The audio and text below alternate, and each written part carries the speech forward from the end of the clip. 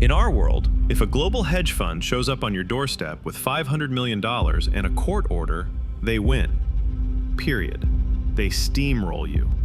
That is the baseline expectation. But in the Yellowstone universe, these billionaire predators arrive with infinite capital and armies of lawyers, only to fail miserably every single time. Why? Because they are making a fatal psychological mistake I call the genre error. They think they're in a corporate thriller like Succession, but John Dutton is playing by the ancient, bloody rules of a feudal epic.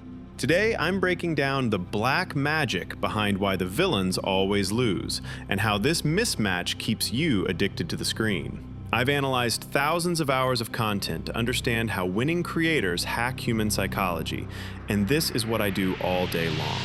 To understand why the villains always lose, you first have to understand the core building block of content psychology: expectations versus reality.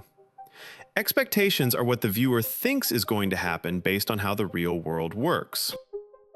In our world, if a massive global hedge fund comes for your land with $500 million and a legitimate court order, they win. They steamroll you. That is the baseline expectation. But Yellowstone creates a massive gap where reality beats those expectations. The show isn't actually a modern drama about cattle ranching. It is a genre clash. The villains think they are in a corporate thriller. They think they are playing by the rules of a show like Succession. They think power comes from a signature on a contract. But John Dutton isn't in a corporate thriller. He is in a feudal epic. He is playing by the ancient, bloody rules of Game of Thrones. When you bring a lawsuit to a literal knife fight, you don't just lose the case, you lose your life. That mismatch, that genre error, is the secret sauce. It creates a positive gap of reality beating expectations that keeps your brain begging for the next episode. Let's start with the Beck brothers. I am putting them first because they represent the most violent, visceral mistake a villain can make in this universe. This sets the pattern for our whole analysis. Malcolm and Teal Beck were different.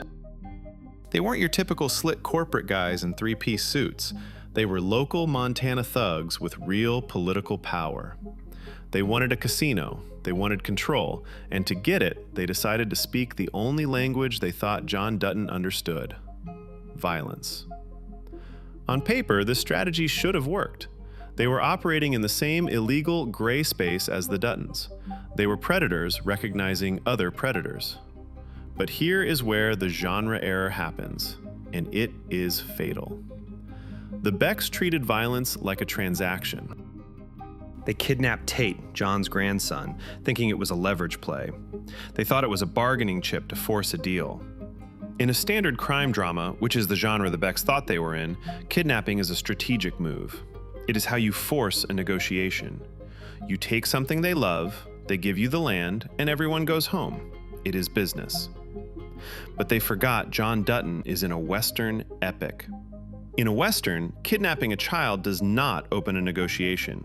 It triggers a crusade. This is why they failed so hard.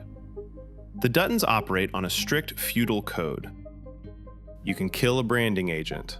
You can kill a rival cowboy. That is just part of the life. But you do not touch the bloodline.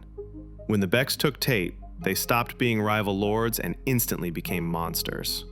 From a writing perspective, this was a masterstroke.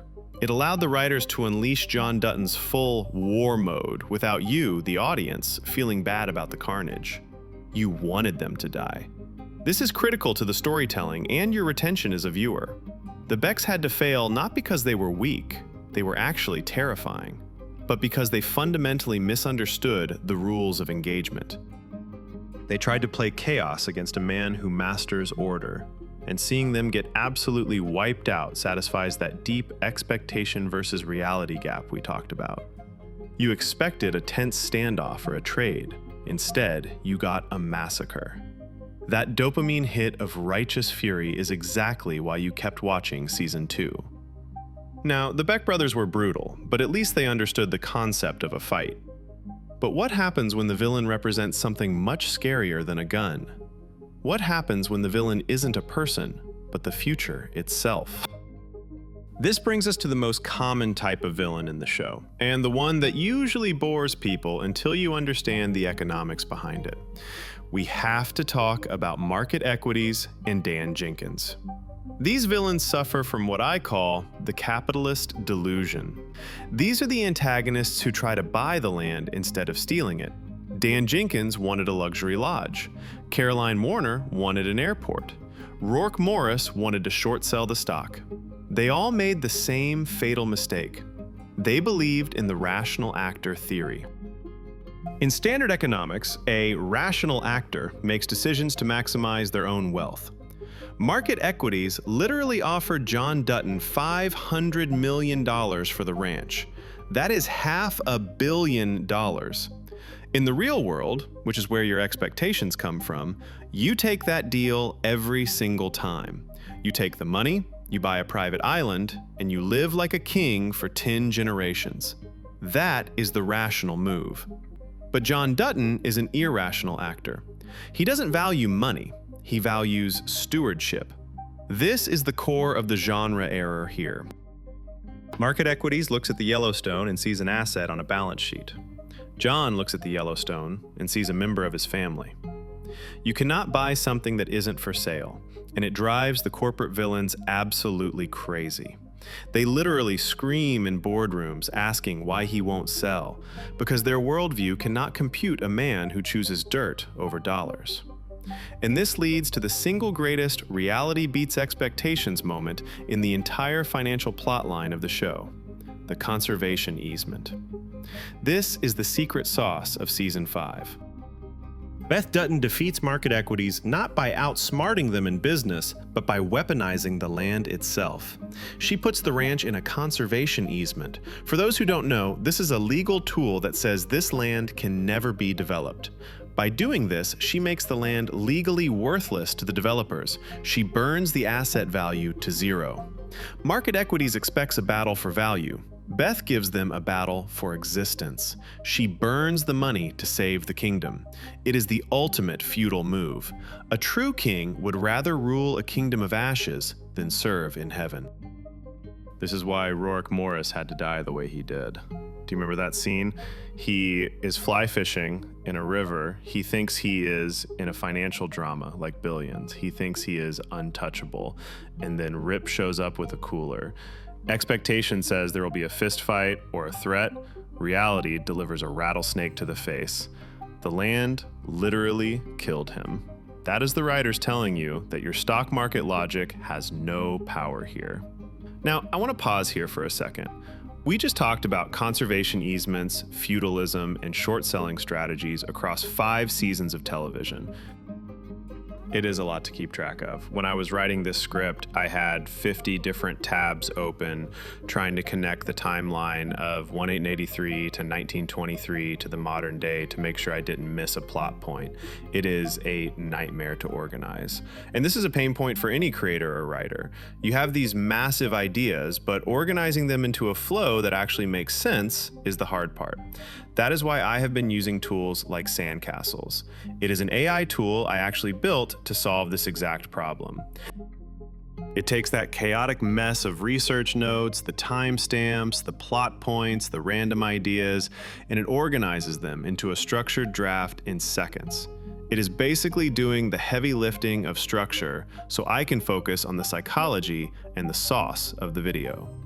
Just like Beth Dutton uses the legal system to speedrun her victory, you need to use tools to speedrun your creative process. If you are struggling to write scripts that actually flow, you should check it out. It compresses 60 minutes of headache into 60 seconds of work. Okay, back to the breakdown. We have covered the thugs with the Becks and the bankers with market equities. They both failed for the same structural reason. They tried to take the land by force or by finance. But there is one character who hasn't failed. One character who is playing a game so deep and so patient that most viewers don't even realize he has essentially already won. This is the most important point of the entire video, and I saved it for last because it changes everything about how you view the show. We need to talk about Thomas Rainwater. Most people categorize Rainwater as a villain. He is an antagonist, absolutely. He wants the land back for his people, and he constantly challenges John Dutton's authority. But unlike Dan Jenkins, who died with a bullet in his chest, or the Becks, who were wiped out, Rainwater never really loses. He just waits. Why? Because Rainwater is the only character in the entire show who isn't making a genre error. He knows exactly what genre this is. It isn't a corporate thriller, and it isn't even really a Western action movie. It is a tragedy. He isn't trying to beat John Dutton in a fight. He is simply waiting for John Dutton's lease to expire. To truly understand this, you have to look at the prequel series, 1883. This contains the key that unlocks the entire psychology of Yellowstone. There is a specific scene where the Crow Elder speaks to James Dutton, the very first Dutton patriarch who settled the valley. The elder tells him that in 7 generations, his people will rise up and take the land back. And James Dutton looks him in the eye and says, "In 7 generations, you can have it." That wasn't a threat, that was a contract. And if you actually do the math on the Dutton family tree, it lines up perfectly. You have James, then John Sr., then Jack, then John II, then John III, who is our main character, Kevin Costner, then Casey. That makes Tate Dutton the 7th generation. And who is Tate? He is a Dutton. He has the name and the claim. But he is also Native American. He is the grandson of John Dutton and the son of a Broken Rock woman. Rainwater's plan isn't to sue the Duttons into oblivion or kill them in a shootout. His plan is to let nature take its course. When John dies, the land goes to Casey. When Casey dies, the land goes to Tate. And when Tate takes the land, the empire returns to the indigenous people naturally. The prophecy is fulfilled not through war, but through inheritance. Rainwater isn't failing. He is the only one playing the long game.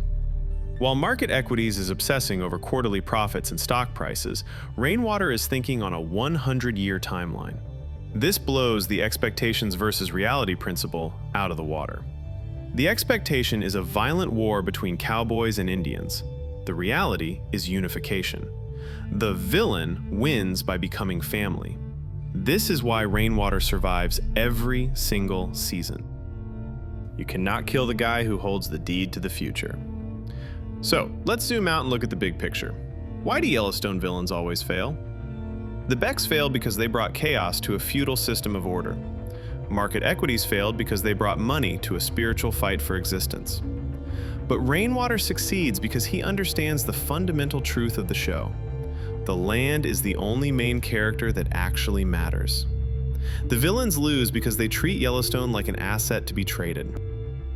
The Duttons and Rainwater win because they treat the land like a master they have to serve. And that is the ultimate expectation versus reality flip. You come to the show for the violence and the cowboys, but you stay for the realization that in this world, money is fake and the land is the only thing that is real. This was a deep dive, but understanding this genre error concept will help you analyze pretty much any story where the bad guy just cannot seem to win against the hero. If you enjoyed this breakdown and want to see more content on the hidden psychology behind your favorite shows, make sure you hit that subscribe button. Thanks for watching, and I will see you in the next one.